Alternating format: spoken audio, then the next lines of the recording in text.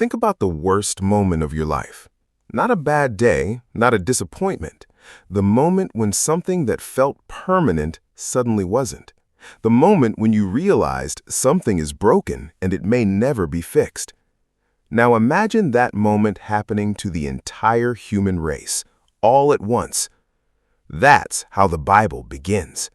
Not with religion, not with rules, with a garden, perfect, quiet, alive, and then a choice, and then silence. And in that silence, something irreversible had just happened. The two people standing in that garden knew it immediately. You can feel it in the text. They hid. Not because someone told them to, because something inside them had shifted and they knew it. Most people read Genesis and think it's a story about a mistake, but here's what most people miss. It's actually a story about a response. Because in that broken moment, before any punishment, before any consequence, God said something small, something that sounds almost like a whisper. And that whisper would take 4,000 years to fully arrive. Stay with me because this is where everything begins. Genesis 3:15. God is speaking to the serpent, but the words are meant for every human who would ever live. He says, I will put enmity between you and the woman, and between your offspring and hers. He will crush your head. That's it. One sentence, tucked inside a moment of collapse. But theologians call it the proto-evangelium, the first gospel, the first promise. Before Moses, before David, before any law or temple or prophet, there was this one quiet sentence. Someone is coming. Someone will fix this. Now, why does that matter? Because everything that follows in the entire Bible is either the unfolding of that promise or the story of how it almost didn't survive. And it almost didn't survive, many times. Fast forward a few generations. The world has become so broken that God essentially starts over. A flood, one family. But the promise moves forward, carried inside that one family like a fragile flame in a storm. Then the generations multiply again, languages scatter, nations form, and then God does something unexpected. He walks up to one man, an ordinary man living in a city called Ur, and says something that must have sounded completely impossible. His name was Abram, later Abraham. God tells him, leave your country, leave your family, go to a land I will show you, and I will make you into a great nation, and through you all the families of the earth will be blessed. Genesis 12, verses 1 through 3. Read those words slowly, because at the moment God said them, Abraham had no children. He was old, his wife was old, and God was asking him to walk toward a land he couldn't see, to build a nation that didn't exist yet, to carry a blessing for people who hadn't been born. Here's an analogy. Imagine someone hands you an empty envelope and says, inside this is a deed to a house. I haven't built it yet, but it's yours. You'd either laugh, or you'd have to decide whether you trust the person giving it to you. Abraham walked. That's the whole story of faith in one sentence. He didn't understand it, he couldn't verify it, but he walked. And this is where something important happens, because Abraham's walk was not clean or straight. He lied about his wife twice. He tried to solve the promise himself by having a son through a servant woman, not the one God intended. The plan nearly fractured multiple times through entirely human impatience and fear. But the promise didn't die, because the promise wasn't held by Abraham's strength. It was held by God's word. And that's the thesis, the single idea that this entire part is built around. The promise doesn't survive because people are faithful. It survives because God is. Write that down somewhere or just sit with it, because every story from Genesis to Deuteronomy is a stress test of that one idea, and every single time the promise bends, almost breaks, and then holds, not because of human effort, because of something else entirely. And then God asked for the one thing Abraham could not afford to lose. Picture this: a father and his son walking up a mountain together. The boy is carrying wood, the father is carrying fire and a knife, and the boy turns to his father and asks, "We have the wood and the fire, but where's the lamb?" Abraham answers him, "God will provide." We don't know what Abraham's face looked like in that moment. We don't know if his voice broke, but we know what he knew, that this boy, this son he had waited decades for, was the only thread connecting him to every promise God had made. No Isaac meant no nation meant no blessing meant the promise was finished before it had truly started. And yet, he kept walking. Here's what most people miss about this moment. God was not testing whether Abraham loved his son. God was testing whether Abraham believed the promise was God's responsibility or his own. And at the last possible second, when the knife was raised, God stopped him. A ram appeared in the thicket, and God said, "Now I know you trust me." Genesis 22, verse 12. The promise survived, again. This is the pattern. Hold that word, pattern, because from Genesis forward, every single book in the Pentateuch repeats it. The promise gets threatened, the promise almost disappears, and then it holds. Not through perfection, through persistence, God's persistence.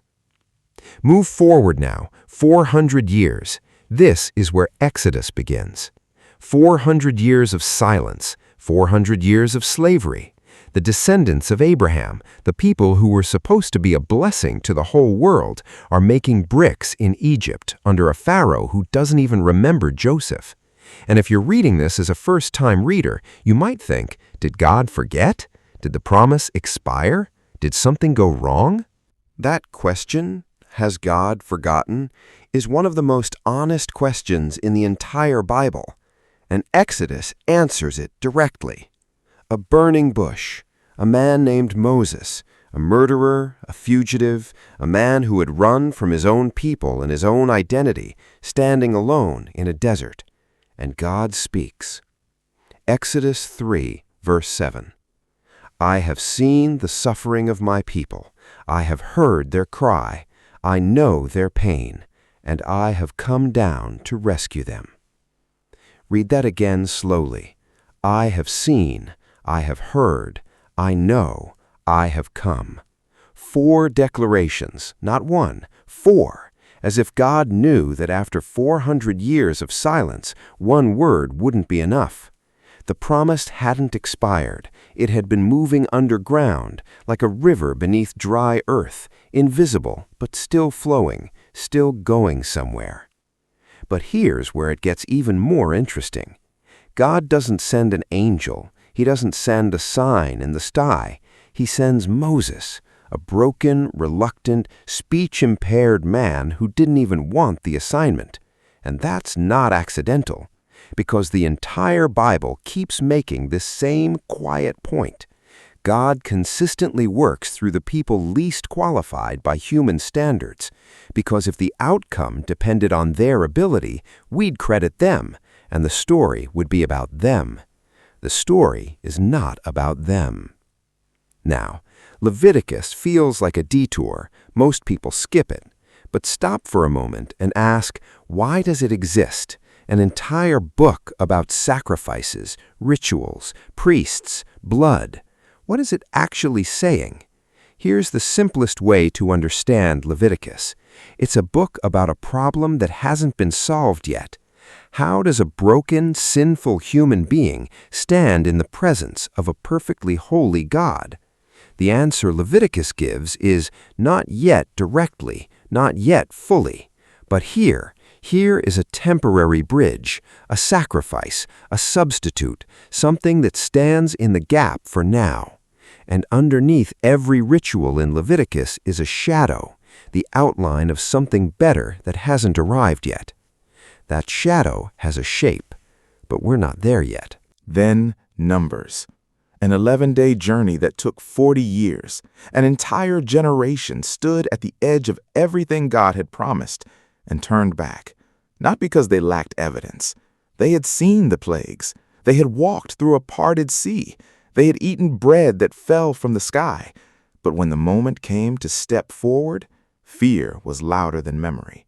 And they wandered, and they died in the desert, one by one, without ever seeing the thing they were so close to. The promise didn't die with them, but they missed it. And then Deuteronomy. Moses, old now, standing on a mountain called Nebo. God shows him the land, the whole stretch of it, green and wide and real. Everything that was promised to Abraham, visible now, almost touchable. And God says, I have let you see it, but you will not cross over. Deuteronomy 34, verse 4. Moses died on that mountain. He gave everything. He carried the people for 40 years through their worst moments, their rebellion, their fear, their golden calves, and their complaints, and he didn't get to go in. Think about that for a moment. Have you ever worked toward something, poured yourself into it, and then watched someone else receive what you built toward? Moses knew this was coming, and he still gave his final words to the people. His final speeches in Deuteronomy are not bitter, they are tender. Choose life, he tells them. Love God. Teach your children. Don't forget. He handed the promise forward, even though his hands would never hold the fulfillment. And that is the closing image of part 1. 5 books, thousands of years, a garden, a flood, a nomad, a burning bush, a desert, a mountain. Failure stacked on failure, fear, doubt, impatience, betrayal. And through all of it, one thread, unbroken, still moving forward. The promise didn't survive because the people were strong enough to carry it. It survived because the one who made it never let go of it. But here's the thing. Everything we've seen so far, the garden, the flood, the desert, the mountain, that was just the preparation. The promise is about to step into its most dangerous chapter yet. A nation will finally have everything, a land, a king, a throne, a temple. Everything God said would come, came. And then, slowly, quietly, they began to forget. And forgetting, it turns out, is the most dangerous thing a person or a nation can do. What happens to a promise when the people it was given to completely walk away from it? That's part 2. And trust me, you won't see the ending coming.